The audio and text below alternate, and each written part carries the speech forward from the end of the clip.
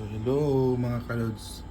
So nakalibre tayo ng pagkain mga kalodi dahil yung VIP natin ay kakain sa labas, kaya yung pagkain niya binigay na lang sa atin. Yan ang pangalan ng aking VIP. So ang galing natin mga kalods, tingnan na wow. Vegetarian food. So ayan mga kalods. So meron pa yan siyang mga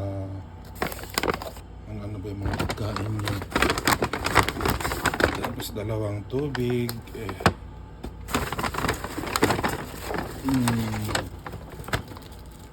So ayan mga kalodi, yung pagkain niya. Libre na naman tayo ng pagkain. Sarap mga kalods. So kain na tayo mga kalodi. Sarap.